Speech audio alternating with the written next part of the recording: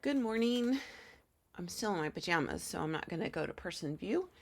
And we're looking at 2.9 linear approximation and differentials. And so here we have a curve, y equals f at x, some kind of curve. And right here we have a tangent line at x equals a.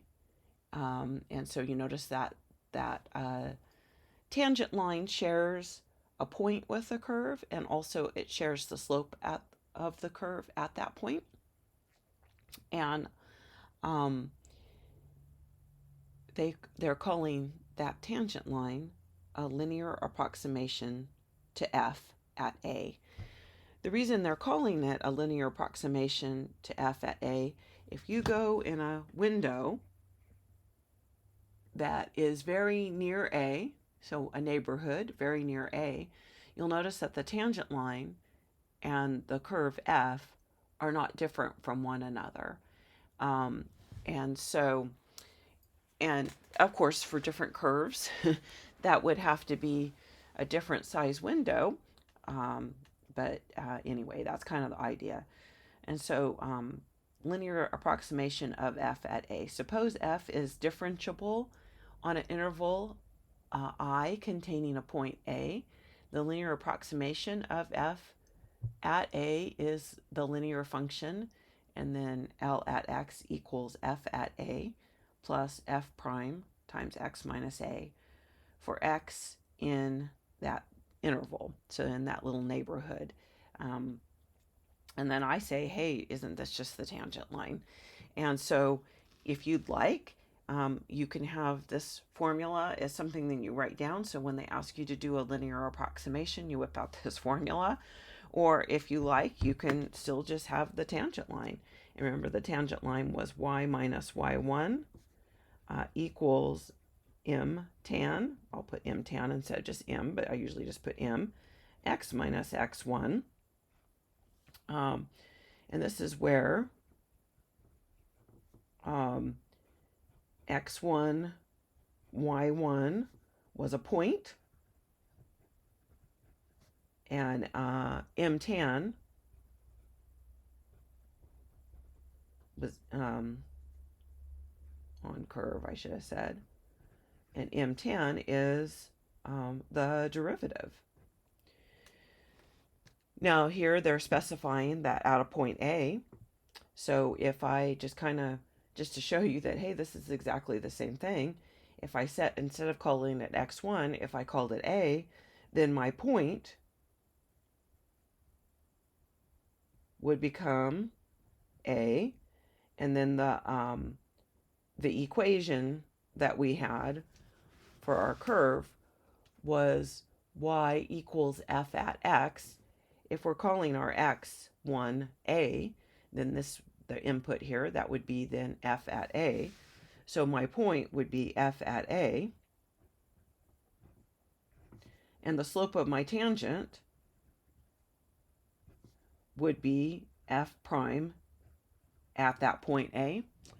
So if I substituted all that stuff in here, that'd be y minus f at a equals m tan,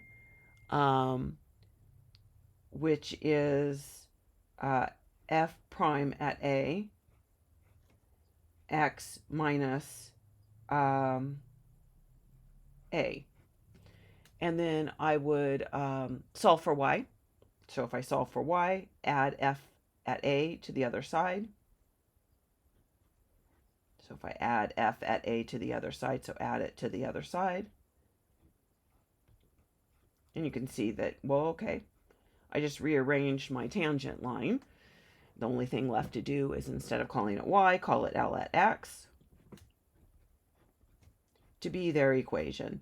So yeah, if you want to, it's just different notation, I guess is what I'm saying. So if you want to use their notation, you definitely can.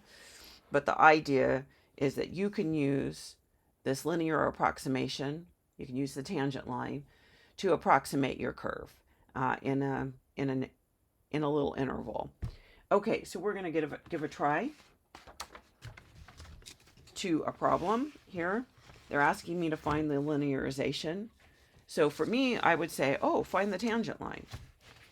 At the point A equals pi over 6. So what I need to know in order to find the tangent line, I need to know a point, pi over 6. And so now I need to find that's the x value of my point. Now I need to find the y value, and how I can find the y value is by plugging in right here. So to find this y value, y equals cosine of 2 times pi over 6, which is the same as pi over 3, cosine of pi over 3. So if you know the cosine of pi over 3, just put it right down. If you don't know the cosine of pi over 3, then quickly get your calculator, make sure it's in radians, and you can put in cosine 2 times pi over 6. There's no reason to know that's pi over 3, and I get half. Then the other thing I want to know or need to know is the slope of the tangent line. So I have to take the derivative to find that. This is cosine of something other than x. So it has an inside function, which is 2x. And so I have a function composition here, so I have to use the chain rule. So the outside function is, the outer function is cosine, and the inner function is 2x. So that when I take the derivative of the outer function, I get negative sine of the same inside times the derivative of the inside, which is 2. And so this is 2x, the same inside. And the derivative of f is f prime. Yeah, those are not kind of on the same line a little bit. Here, I'll make a line and make them look like they're on the same line. How's that? And so remember, I wanted to evaluate this at pi over 6. So really, I'm trying to find f prime at pi over 6. And I would probably fix that up, except for I was going to plug in. So this is 2 times pi over 6, and then multiplied by 2. So I can put that in my calculator as well. If I was fancier than I am, I might have been able to edit, since I already had that same angle in there, times pi, oops, somehow I got going wrong.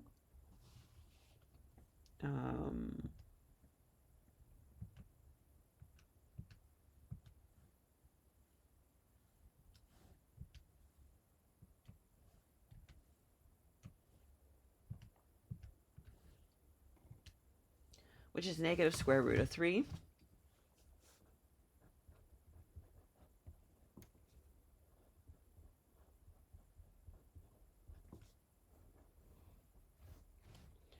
Okay, so y minus y1 equals m times x minus x1. Y1 was half, y minus 1/2 equals negative square root of 3 times x minus x1 pi over 6. And I'm going to add that half to the other side. So y equals half minus square root of 3 times x minus pi over 6. If these would have become like terms, the 1/2 and the square root of 3 times the pi over 6, then I would multiply it together and combine like terms. So then my linearization, that's y, right, is my linearization. If someone's asked me for the linearization, then I want to go one more step, and instead of calling it y, even though that's how I found it is with the tangent line, I want to go and plug in. Okay, so that's what they asked me to do there, and so we did a lovely job on that. You even fit in the spot, just barely though. Okay, use linear approximations to estimate the following quantities. Choose a value of a that would produce a small error. Okay, so they're wanting us to estimate the square root of 100.5. So how you would start one of these off is you need to have an equation like you had up here, f at x equals something, well, I'm going to let it be the square root of x because that's what I'm trying to estimate right there. So I'm going to say f at x equals the square root of x. And what I'm going to do is I'm going to let my a value be something that is really, really close to the square root of 100.5, but something that I know the square root of. Can you think of something like that? Yeah, like 100. So I'm going to let a be 100. So then my point will be 100, right? When I put in here for x, 100, and then the square root of 100, which is 10, right? So this is my point a, f at a, right? My a was 100, so if you put in 100 here, you put in 100 here, square root of 100 is 10. So I have a point. Now I need to know the slope, and because I'm going to use my linear approximation, right? So now I need to find the slope. So the slope here, f prime at x, equals 1 over 2 square roots of x, and I've memorized that. And remember, we're wanting to do that, evaluate that at f prime at 100. So that would be 1 over 2 times square root of 100, which is 1 over 2 times 10, which is 1 over 20. Okay. And so then they're wanting me to, so I'm going to write my linearization now. So, and if you just do it with the tangent line, great. Y minus y1 equals m times x minus x1. So our y1 was 10. Our slope was 1 over 20, x minus 100. So this one is going to, I can add the 10 right now, but when I multiply 1 over 20 times 100, it's going to be like terms with 10 over there. They're not going to have pi and the square root of 3 in it, right? So I'll be able to do that. So I'm going to have here y minus 10 equals 1 over 20 x. 1 over 20 times 100 is 5 minus 5. I'm going to add 10. So when the dust clears, I have y equals 1 over 20 x plus 5. So my linearization is 1 over 20 x plus 5. And, ooh, I got off the page, so sorry about that. So there's my linearization, and they were wanting me to use my linearization right there, my linear approximation, to approximate the square root of 100.5. And so kind of what we'll be doing is we'll be using our linear approximation here with x is 100.5. And then that will give us the approximate value of the square root 100.5. So we're going to give a try to that. So this is going to be L at 100.5 equals 1 over 20 times 100.5 plus 5. And let's see what we get when we do that. So 100.5 divided by 20 plus 5 is 10.025.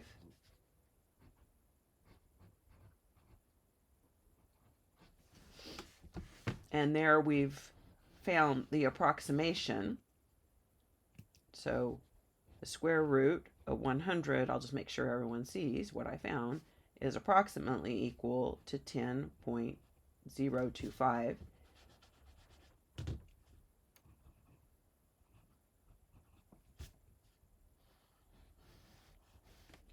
Now, I know that we just stick things like the square root of 100.5 in our calculator and sometimes don't even think about how our calculator found that value.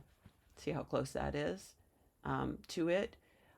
0.0249, 0.025, right? And we don't even think about how our calculator was programmed to find this value. Well, linear approximations are just one of the ways that computers and calculators are programmed to find values like the square root of 100.5.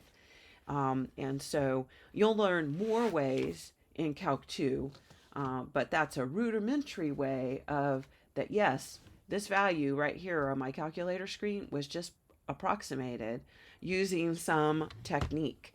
And so this is a rudimentary technique, a beginning technique for Calc 1. You might even write something like a program like this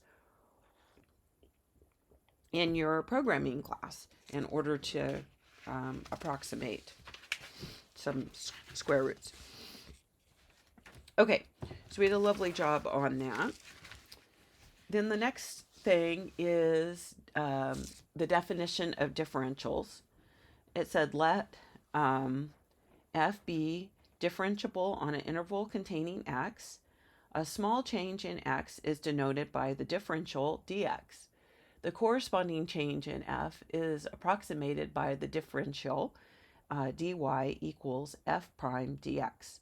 That is, and so this is delta x equals, this is f at x plus dx, that's a small change in x, minus f at x, where you were originally, is approximately equal to dy, which is equal to f prime x dx. And so we'll be looking at this in two ways, and I'll show you the main thing that we're going to be looking at in this class.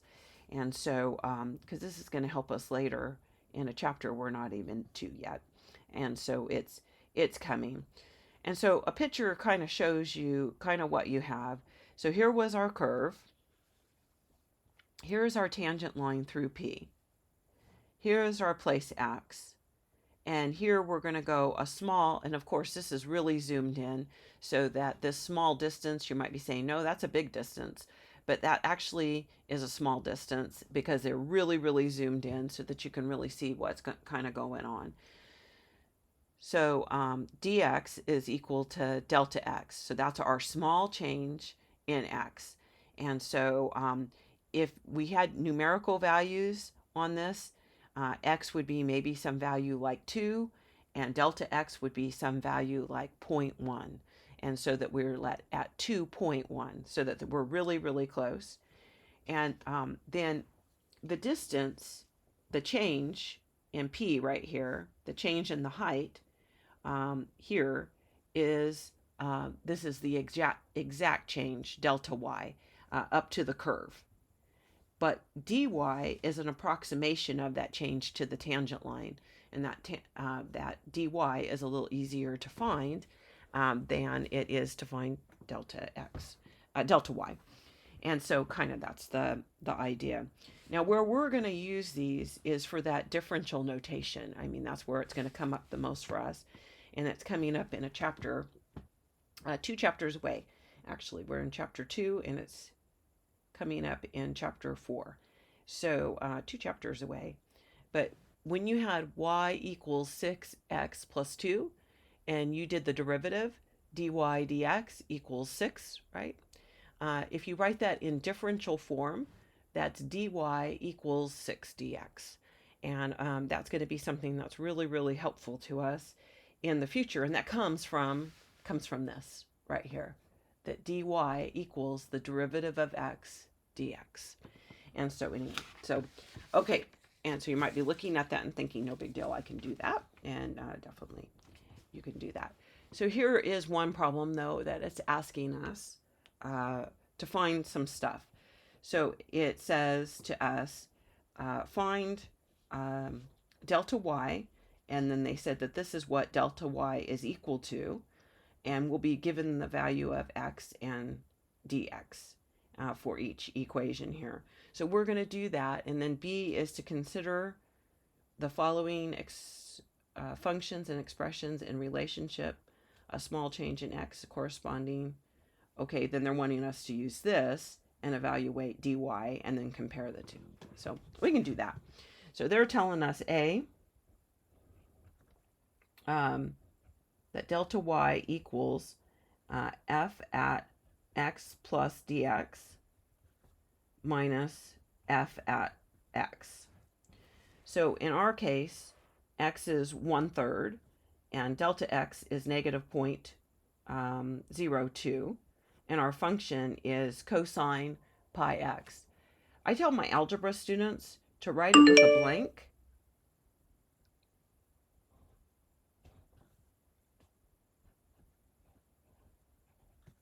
like this,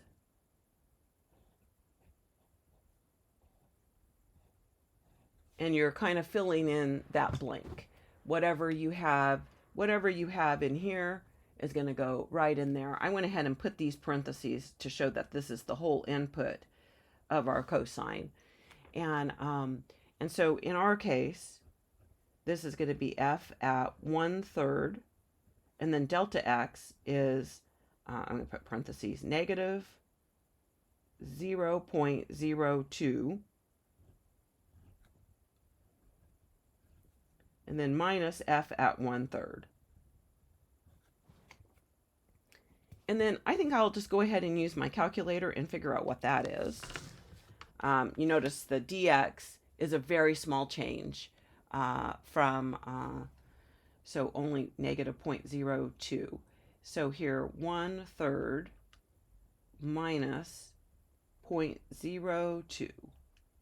And I'm getting 47 over 150. The other number is not a number that I'm going to work with. I'll just write 47 over 150. So this is f of 47 over 150 minus f at 1/3. So if I put that in right here, 47 over 150, that's going to go right here, 47 over 150. So this is going to end up being the cosine of, now 47 over 150 times pi is 47 over 150 pi.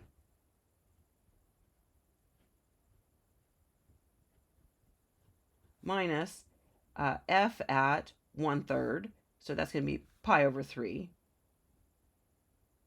I'll say 1/3 pi. Oh, cosine. Where did my cosine go? F is cosine. Sorry. I was thinking about why my computer dinged. Okay, and I'm just going to put that in my calculator. And that's going to give us delta y. Making sure my calculator's in radians because I got trig going. So I need cosine. Can you see what I'm putting in? Cosine. I need the fraction 47 over 150 pi. Where are you, pi? Right here.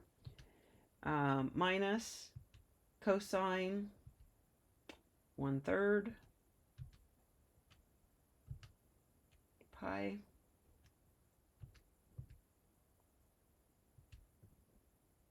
So that's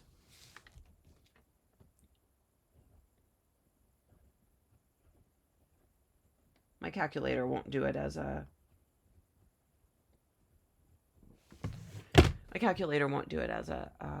fraction. Okay, so we did that. That's what they were asking us to do in part A. We did a lovely job on it. I wouldn't be for sure been able to do it by hand. And then now I'm going to do part B. So part B is dy equals f prime at x dx, right? So now what we're supposed to do is we're supposed to take the derivative, right? Here's our cosine of f of x equals cosine pi x. Now I like to put these parentheses right here. And so when I take the derivative of that, my inside, I'm going to have to use the chain rule.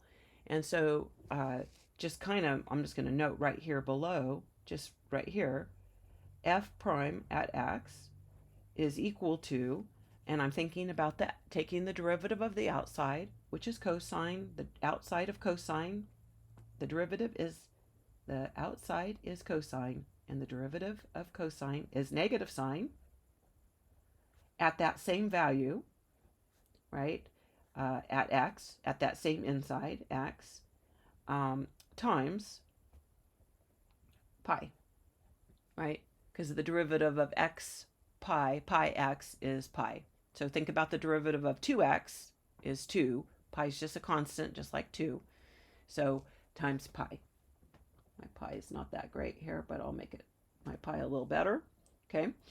And remember, this was evaluated at x, was our pi x.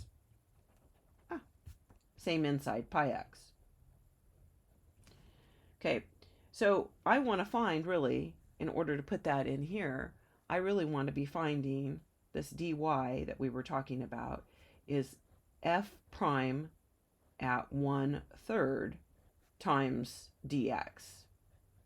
So I'm going to be plugging in right there f prime at 1/3. I'm going to be plugging in right there 1/3.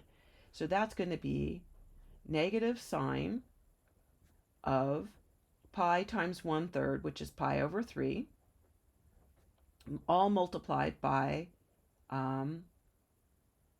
pi. This is just part of my that part, and then times, and then dx. So this part right here is my f prime at 1/3, and then now dx, which is negative 0.2.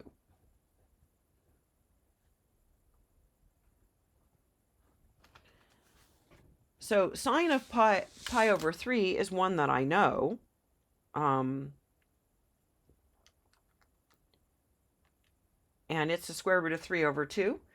And so I could do this. I'm not sure that I want to multiply that all together by hand either, but I think I could at least put it together a little bit by hand.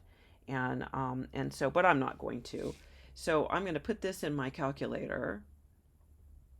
So I've already started typing in. So there's negative, and then here times pi, and then times, I better put parentheses there, negative 0.2. So I put that in my calculator, and I'm getting 0.54. I missed a 0 there.